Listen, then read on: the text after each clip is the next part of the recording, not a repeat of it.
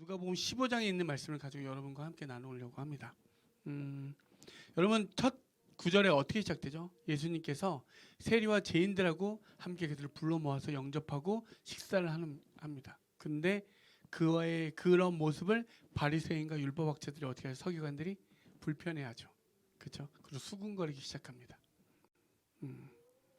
그러면서 그들을 향해서 예수님께서 세 가지 비유를 합니다. 첫 번째 어떤 비유를 하죠? 잃은 양의 비유를 하고요. 두 번째는 잃은 드라크마의 비유를 하고 마지막에 탕자의 이야기. 지금 우리가 읽지는 않았지만 11절부터 32절 이 탕자의 이야기가 나옵니다. 잃은 아들에 대한 비유를 해서 이 총 세 가지의 비유의 이야기를 합니다. 그렇죠? 근데 우리 성경 말씀을 한번 보시면 3절을 보시면 이렇게 시작합니다. 예수께서 그들에게 이 비유로 이르시되라고 합니다. 그죠? 예수께서 그들에게 이 비유로 할 때 분명히 아까 비유는 몇 가지가 나왔죠? 세 가지죠. 그러니까 이 비유들을이라고 하는 복수로 이야기해야 되는데 예수님께서는 단수로 이야기합니다. 이 비유라고. 그 뜻은 뭐냐면 세 가지의 이야기가 있지만 이 모든 이야기는 결국에 한 가지로 귀결된다는 사실입니다. 한 가지의 주제로. 뭘까요? 잃어버렸던 걸 다시 찾는 기쁨입니다. 잃어버렸던 것을 다시 찾는 기쁨. 혹시 팀 켈러라는 목사님 아십니까? 많은 어떤 기독교인들 그리고 저희들에게 많은 영향력을 주고 계신데 이분께서 쓴 책 중에 탕부 하나님이라는 책이 있습니다. 탕부 하나님. 보통 우리가 이 누가복음 15장에 있는 말씀을 가지고 이야기할 때 죄인이 회개하고 돌아오면 하나님이 기쁘게 맞이한다는 내용으로 주된 우리가 말씀을 들었습니다. 그리고 우리가 금요일 날 이야기한 건 뭐냐면 우리가 하나님 말씀을 잘 순종하는 것 같지만 여전히 순종하는 척하고 자기의 필요에 따라 자기의 계산에 따라 살아가는 거룩병에 걸린 형에 대한 이야기를 나누었습니다. 근데 이 팀 켈러 목사님은 무슨 이야기를 하냐면 탕진하는 하나님 이런 이야기입니다. 뭘 탕진했냐면 이 아들, 첫째 아들, 둘째 아들, 먼저 시작은 둘째 아들이죠. 그 둘째 아들 허랑방탕한 아버지를 떠난 그 허랑방탕하게 사는 그 아들을 향한 아버지의 그 사랑 끊임없이 내어주는 그 탕진의 그 아들을 위해서 그가 돌아오기까지 끝까지 탕진하는 하나님에 대해서 이야기하고 그 다음 그 첫째 아들 여전히 아버지의 말씀을 순종하는 척 하지만 여전히 자기의 필요와 자기의 계산에 따라 움직여지는 그래서 성실한 척 열심인 척 예배를 드리는 척하는 그에게도 여전히 하나님은 문 밖에 나와서 그에게 권하는 그렇게 사랑을 탕진한 하나님에 대해서 탕부 하나님으로 번역돼서 우리에게 이야기하고 있습니다. 저는 오늘 그 아버지의 마음을 여러분들과 함께 나누고자 합니다. 우리 첫 번째 비유와 두 번째 비유를 보시면 그 잃어버린 양에 대해서 나옵니다. 그 잃어버린 양의 초점보다 잃어버린 양을 찾는 목자에 대해서 이야기하고 있죠. 그렇죠? 처음은 그 양을 찾는 모습. 두 번째는 그 10개의 드라크마 중에 한 개의 드라크마를 잃어버린 여인이 그 집을 온 곳을 찾으면서 그 한 개의 드라크마를 찾는 모습이 나옵니다. 근데 그런 찾는 모습 뒤에 가운데 무슨 말씀들이 항상 반복적으로 나오는 말씀인데 7절과 한번 10절을 보시면 먼저 7절 한번 보실까요? 7절에 이렇게 기록되어 있습니다. 내가 너희에게 이르노니 이와 같이 죄인의 한 사람이 회개하면 하늘에서는 회개할 것이 없는 의인 99으로 말미암아 기뻐하는 것보다 더하니라 라고 되어 있습니다. 생각해 보십시오. 양을 한 마리 잃어버렸습니다. 그렇죠? 양을 한 마리 잃어버렸고 그 양을 찾기 위해서 목자가 찾아다닌 과정입니다. 근데 그 뒤에 뭐라고 그랬죠? 죄인 한 명이 죄인이 회개하고 돌아오면 의인 99보다 더 기쁘다라고 이야기합니다. 양이 잃어버린 양이 목자를 찾아갔습니까? 목자가 양을 찾아갔습니까? 목자가 찾아갔죠. 목자가 찾는 이가 그 뒤에 한번 볼까요? 10개의 드라크마가 있습니다. 10개의 드라크마. 잃어버린 게 뭐였죠? 하나였죠. 하나의 드라크마. 그 하나를 찾기 위해서 여인이 어떻게 했죠? 정말 애써서 찾을 때까지 찾습니다. 그렇죠? 근데 그 뒤에 10절에는 또 뭐라고 이야기합니까? 내가 너희에게 이르노니 이와 같이 죄인 한 사람이 회개하면 하나님의 사자들 앞에 기쁨이 되느니라. 여러분 어떤 말에 수미상관이 앞과 뒤가 맞습니까? 잘 생각해 보세요. 10개의 드라크마 중 1개의 드라크마를 잃어버렸습니다. 그걸 여인이 찾았죠. 찾을 때까지. 근데 뭐라요? 죄인 한 사람이 회개하면 돌아오면 이렇게 이야기합니다. 하나님이 사자들 앞에서 기뻐한다고. 그러면 드라크마가 여인 앞에 짠하고 나타났습니까? 그 동전은 절대로 여인 앞에 짠하고 나타난 게 아닙니다. 그죠? 잃어버린 거죠. 누가 찾은 거죠? 그 여인이 찾았습니다. 그러면 여러분 생각해 보십시오. 우리가 회개하면 구원에 이른다는 말씀은 당연히 맞죠. 근데 그 회개에 대한 근본적인 주관자는 누구입니까? 주관자. 그 회개를 하는 어떤 그 바로 찾는 이에게 있다는 사실입니다. 찾는 이에게. 그 뒤에 탕자의 비유가 나오죠. 잃은 탕자. 탕자도 2명의 탕자가 나옵니다. 누구죠? 첫 번째, 둘째 아들이 나옵니다. 예수님을 떠나고 하나님을 떠난 허랑방탕하게 살았던 둘째 아들과 그리고 하나님의 말씀을 지킨다고 하는 그 첫째 아들의 척하는 거룩병에 걸린 혹은 의인병에 걸린 그의 모습, 경건병에 걸린 그의 첫째 아들도 나옵니다. 근데 그들이 무언가 깨달았습니까? 스스로 깨달았다라고 하는 그 모든 회개의 어떤 관점은 아버지가 여전히 신실하게 나를 사랑하시는구나라는 그것이 깨달아졌기 때문에 그가 돌아왔다는 사실이죠. 회개라는 것은 먼저 내가 이 모든 것을 깨달아서 내가 능동적으로 간 것이 아니라 아버지께서 여전히 날 찾고 계신다는 그 사실이 아들이 알게 됐다는 사실이죠. 여러분 그걸 기억하기 소망합니다. 여러분 10개의 드라크마라는 그 비유는요. 여인의 남편으로부터 받은 징표입니다. 사랑의 징표. 그래서 10개 중에 하나를 잃어버린 건 10개를 잃은 것과 동일합니다. 그래서 하나를 잃어버렸기 때문에 우리가 보통 그런 게 있죠. 생각을 해보십시오. 10개 중에 하나 잃어버리고 9개 있는데 그걸로 기뻐하면 되는데 그들을 불러 모아서 잔치를 벌일 말이 안 되잖아요. 그러면 하나를 겨우 찾았는데 한 2개, 3개 써버리면 그게 무슨 의미가 있습니까? 근데 그 10개의 드라크마라는 그 비유는 뭐냐면 그 여인은 남편으로 받은 사랑의 징표가 그 10개라는 거죠. 10개인데 그 중에 하나라도 잃어버리면 그것은 그 징표를 잃어버린 것과 같습니다. 그 정도로 이야기하는 거죠.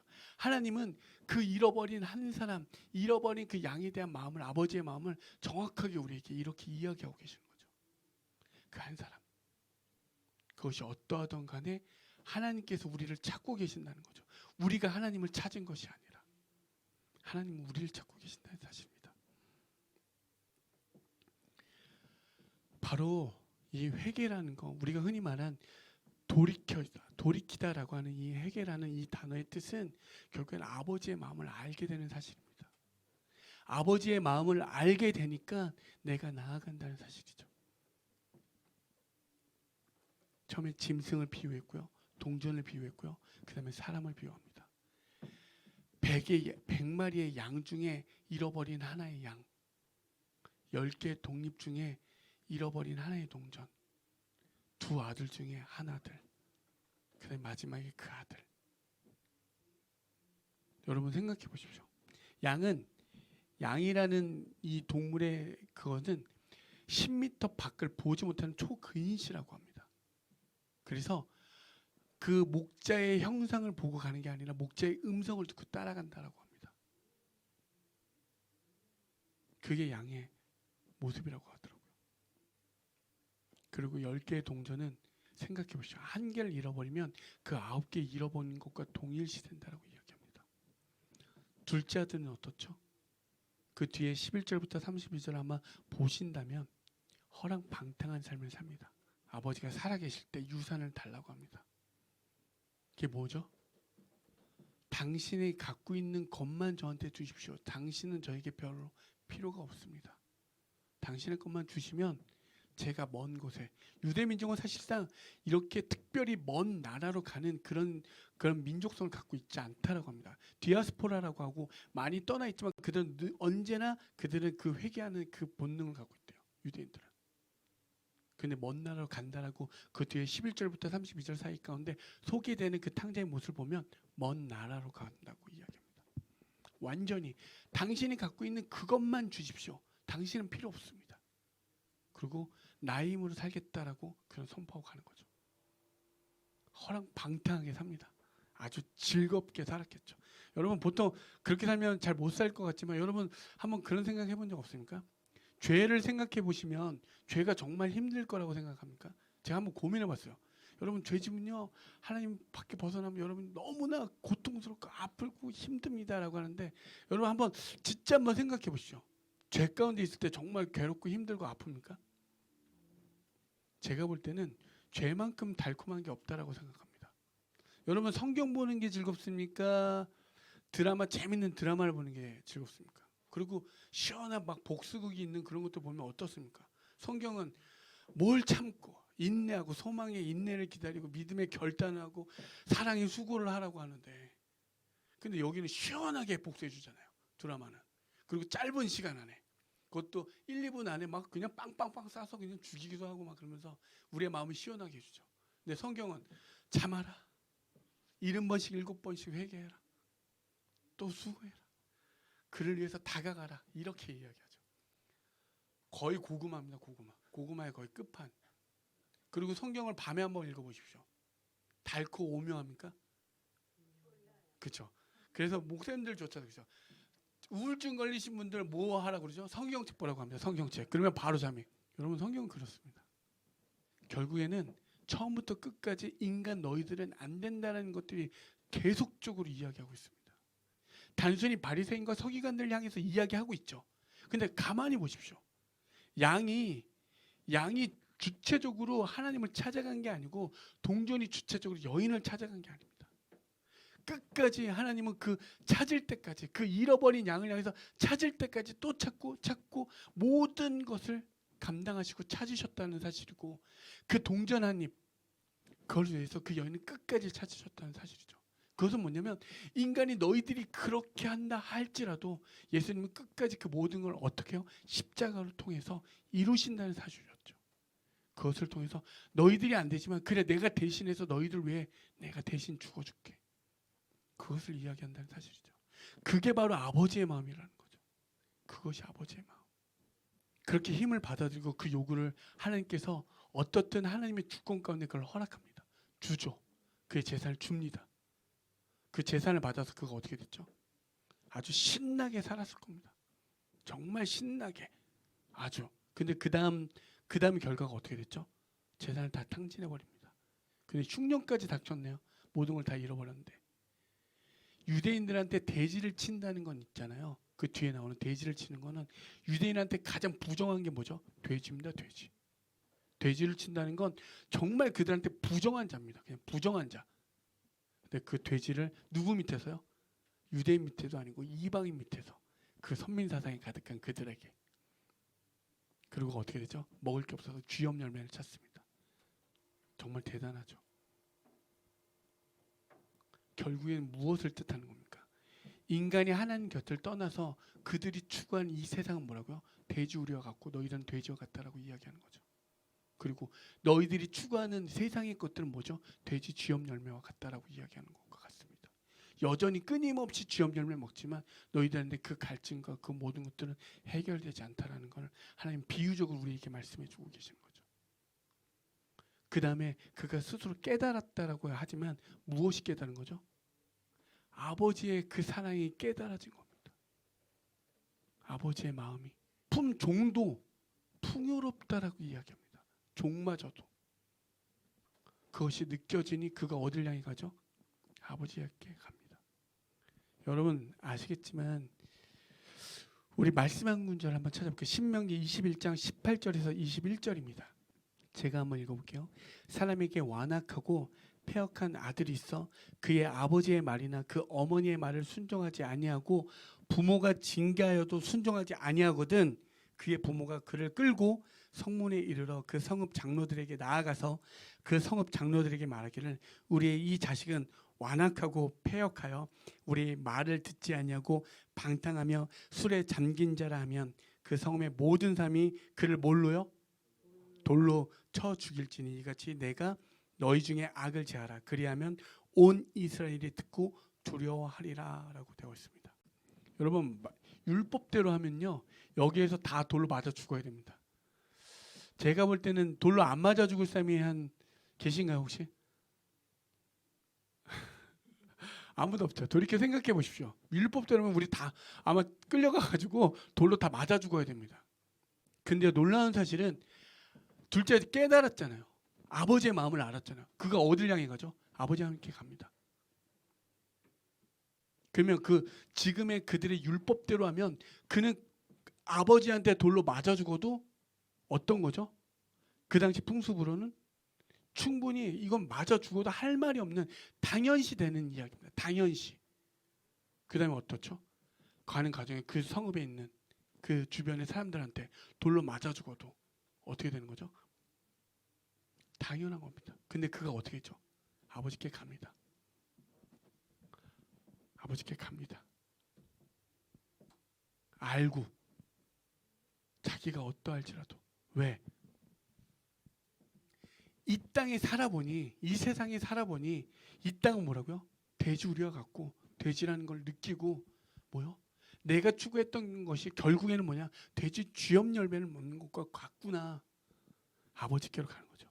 어떠하던 간에 아버지가 비록 나를 혼낼지라도, 아버지가 비록 나에게 고통을 줄지라도, 혹은 어떠한 상이 올지라도 어떻게 해요?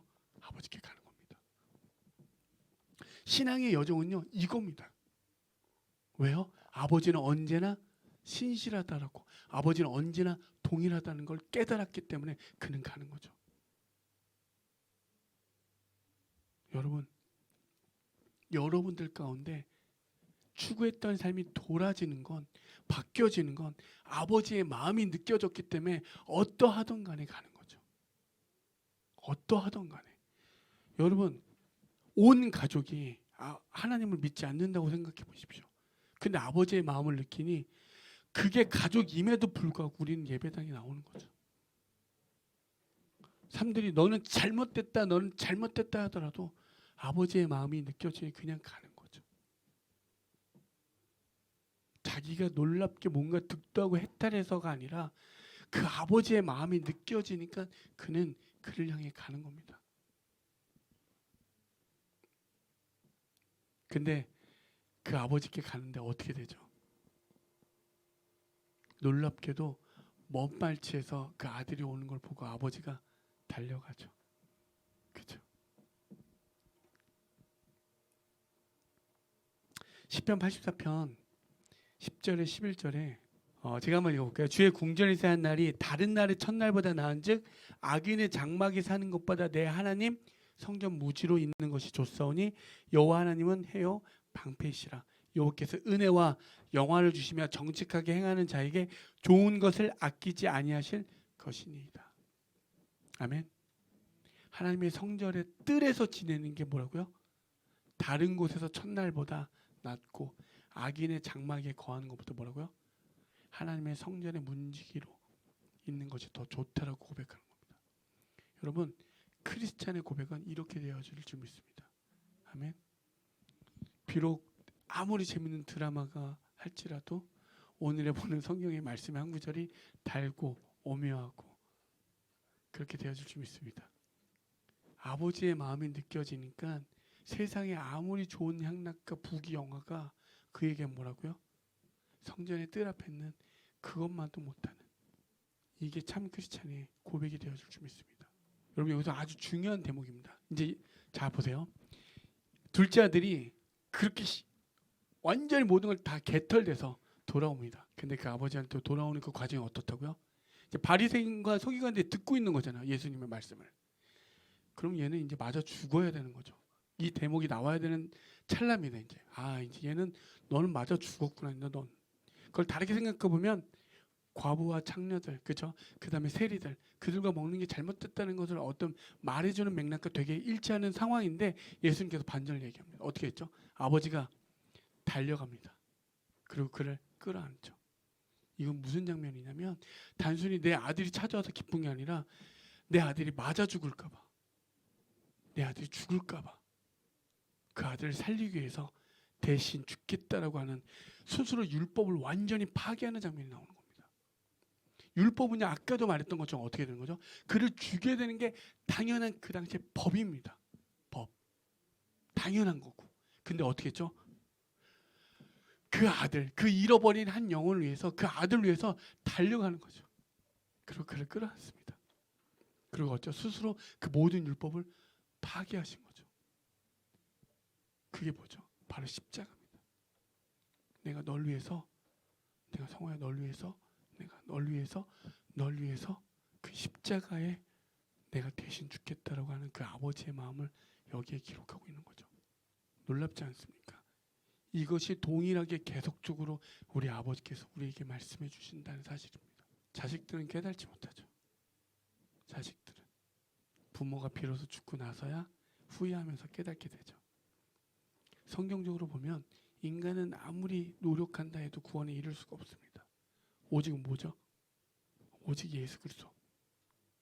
그분이 먼저 우리를 위해서 그 십자가에 대속해서 죽으셔서 우리는 그 하나님의 사랑을 얻게 되었고 구원에 이르게 된 사실입니다. 여러분, 우리는 근데 감사하게도 말씀을 통해서 그것이 깨달아지길 소망합니다. 그래서 2000년이 지나도 하나님의 말씀은, 하나님의 말은 생명력이 있기 때문에 우리가 2000년이 지나도 일괄되게 보편적으로 이 모든 시간과 환경과 상황을 뚫고 우리에게 뭐요? 생명력 있게 다가온다는 사실이죠. 상황과 환경에 따라 바뀌는 게 우리 모습입니다. 하지만 하나님은 여전히 동일하시죠. 바뀌지 않으시죠. 식탁 교제를 한다는 건 어떤 의미인 줄 아십니까? 유대인의 입장에서 너와 나가 같다라는 의미를 갖고 있습니다. 너랑 나랑 같다라는 의미. 예수님이 세일이랑 같습니까? 창녀랑 같습니까? 그들에게 동등되게 맞춰 자기를 낮추어서 그들을 위해서 함께 해주셨다는 사실이죠. 여러분, 그 아버지의 마음을 우리는 말씀을 통해서 알았다면 우리는 어떻게 되죠? 아버지의 마음으로 살아가야 됩니다. 그냥 여기서 끝나면 안 됩니다. 아, 우리는 그래 안 돼. 그래 어차피 아버지께서 구원해 주시. 여기서 끝나는 게 아니라 아버지의 마음을 아는 우리들은 아버지의 마음으로 살아가야 된다는 사실이죠. 아까 7절과 10절은 동일하게 회개하면 이 이야기를 했고 그의 회개의 주체자가 누구냐면 아버지라고 이야기했습니다. 찾는 이라고 이야기했습니다. 근데 6절 한번 보실까요? 6절과 9절에는 이렇게 또 기억되어 있습니다. 6절에서 집에 와서 그 벗과 이웃을 불러 모으고 말하되 나와 함께 즐기자. 나의 잃은 양을 찾아내었노라 하리라. 한 마리 양을 잃어버렸는데 그 양을 찾았어요. 근데 어떻게 한다고요? 주변 사람들 불러 모아서 잔치를 하재요. 세상의 방식은 가성비를 따집니다. 그렇지 않나요? 가성비. 내가 값을 지불하고 그것이 성능이 좋으면, 가성비가 좋으면 쓰게 됩니다. 그렇죠? 근데 이 말은 전혀 맞지가 않습니다. 한 마리를 찾았는데 어떻게 한다고요? 잔치를 벌이재요. 말이 안 되죠. 근데 그 뒤에 또 구절은 또 뭐 하는 줄 아십니까? 한 드라크마를 찾았습니다. 또 찾아낸지 뭐요? 또 누굴 부르라고요? 벗과 이웃을 불러 모으고 말하되 나와 함께 뭐 하자고요? 즐기자. 혼자 즐기지 않습니다. 이런 드라크마를 찾아내었노라 하리라. 23절에도 그 아들을 찾으니 그리고 살찐 송아지를 끌어다가 잡으라. 우리가 먹고 즐기자. 아버지의 마음입니다. 하나님의 마음. 누가복음 누가는 계속 하나님의 나라, 공동체 이런 것에 대해서 이야기합니다. 여인은요, 여러분 당시의 시대상에서 배제되고 소외된 계층이었습니다. 근데 누가복음은 여인에 대해서 이야기하고 있죠. 소외된 계층들, 소외된 사람들, 그들과 함께 어울려 그 잃어버린 영혼들에 대해서 함께. 근데 바리새인과 서기관들은 어떻죠? 자신들의 신앙의 틀을 짜놓은 자들입니다. 그렇죠? 왜? 그 율법대로 그 신앙이 짜놓았기 때문에. 그렇죠? 그래서 어떤 마음이죠? 우리는 그 바리새인들은 나는 진리 앞에 놓여 있다라고 생각합니다. 그렇지 않나요? 그러니 정죄하고 판단하고 구별짓고 구분을 짓는 거죠. 근데 예수님이 제일 많이 혼낸 사람들이 누군지 아십니까? 아이러니하게도 바리새인들입니다. 바리새인들. 로마인들이 아니었습니다. 바리새인들. 가장 구별됐다라고 하는 그들, 하나님 말씀대로 살겠다고 하는 그 율법을 지키겠다고 하는 그들을 향해서 뭐라고요? 독사의 자식들이라고 합니다. 당시의 말로 하면 엄청나게 심한 욕이라고 합니다. 그렇게까지 이야기합니다. 그게 누구의 모습이죠? 그 뒤에 나오는 첫째의 모습이죠. 자기의 필요에 따라, 자기의 계산에 따라 성실하고 충성되고 순종하는 척한 거룩병에 걸린, 의인병에 걸린 그의 모습. 그게 바리새인들, 그리고 우리란 얘기죠. 우리 안에 그런 모습이 없습니까? 여전히 예수님을 떠나 하나님을 떠나 허랑방탕한 삶도 있지만 우리 안에, 교회 안에 이런 거룩한 척, 열심인 척, 누구를 사랑한 마음도 없으면서 나는 예배를 열심히 드렸다고 하는 척하는 척병에 걸린, 이것대로 하면 잔치가 벌어진 그 둘째 아들이 찾아와서 너무나 기뻐서 잔치를 벌이고 있는 그때 뭐라고요? 첫째는 노하고 아버지의 말에 당신의 아들이라고 합니다. 그의 아들. 내 동생이라고 얘기하지도 않고. 그럼 그도 어떻게 하죠? 율법대로라면 돌을 들어서 첫째 아들도 저 죽여야 됩니다. 그죠? 그러면 우리는 생각해 보면 이렇게 해도 죽고 저렇게 해도 죽고, 그렇지 않나요? 그래서 우리가 죄인인 거죠. 죽을 수밖에 없는 존재라는 게 바로 이런 겁니다. 근데 누구요? 아버지는 그 첫째를 향해서도 문 밖으로 나아가서 그를 또 권합니다. 이 권하다는 그 토대되는 그 헬라어의 뜻을 찾아가면 성령이라고 합니다. 초대하다, 영접하다. 참, 그 말들이 찾아보면 기가 막힙니다. 그 첫째를 향해서도 하나님은 그에게 권합니다. 함께 지키자고. 우리가 흔히 말하는 신앙의 태본은요, 잃어버린 양을 찾는 기쁨을 잃어버릴 때 시작됩니다. 여러분, 예배당에 나오시고 우리 막 예배를 드리고 말씀을 보시고 찬양을 드리고 기도를 하시고, 하지만 그 모든 것 가운데 어디에 계십니까? 바리새인도 아마 바리새인과 우리가 따져보면 우리가 게임도 안 될걸요. 그분들과 정말 그 구별되고 거룩하게 사신 그분들과 정말 열심히 사셨고 누구보다 못지않게 사셨을 겁니다. 하지만 그들은 뭘 잃어버렸죠? 잃어버린 양을 찾는 기쁨이 그들에게는 없었습니다. 그리고 정죄하기만 바빴죠. 왜? 그들은 진리 앞에 있다고 생각했기 때문에. 여러분, 보편적인 생각을 가지고 와서도 우리는 충분히 느낄 수 있습니다. 그 잃어버린 양에 대한 마음이 아니라 여전히 나는 말씀을 받고 나는 진리 앞에 있는데 저 교회가 잘못됐고 너가 잘못됐고 너가 잘못됐고 너가 잘못됐고, 우리가 그러고 있지 않습니까? 그런 척병에 걸린, 거룩병에 걸려있는, 여러분 가만 생각해 보십시오. 우리가 판단되어질 때 어떠한 상황이 또 자기한테 올 때는 상당히 합리적으로 또 바뀝니다. 아니야, 이건 이럴 수 있어. 나는 이럴 수 있지만 그는 그러면 안 돼라고 지적하고 있지는 않습니까?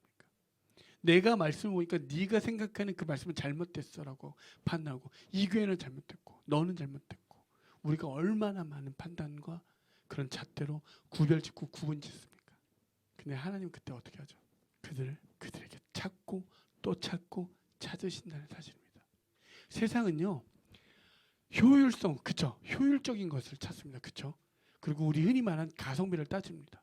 지불해서 이것들이 성능이 좋으면 그것들은 폭발적인 인기를 얻게 되죠.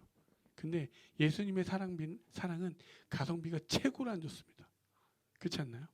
아까 말했던 하나를 찾았는데 셋을 내주는 거고, 하나를 잃어버린 동전을 하나 찾았는데 또 어떻게 되죠? 진짜 잃어버린 영혼에 대해서 그 찾는 기쁨. 여러분, 우리 마음 가운데 무엇이 있습니까? 누가복음을 보니 이런 말씀이 있었구나. 아멘. 믿음의 뿌리가 난 자라니 내가 주님 앞에 더 바라볼 수 있겠네. 아멘이죠. 근데 내 안에 잃어버린 영혼에 대한 마음이 있습니까?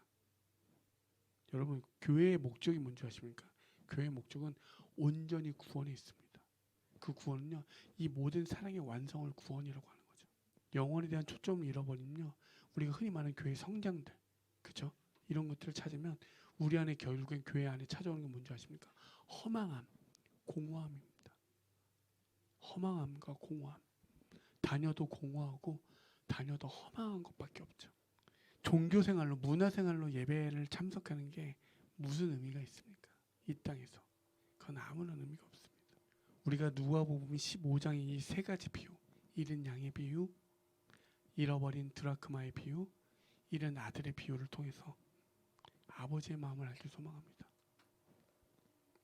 그리고 그 필요에 따라 순종하는 척, 예배하는 척, 말씀 보는 척하는 거룩병에 걸려져 있지 않길 소망합니다.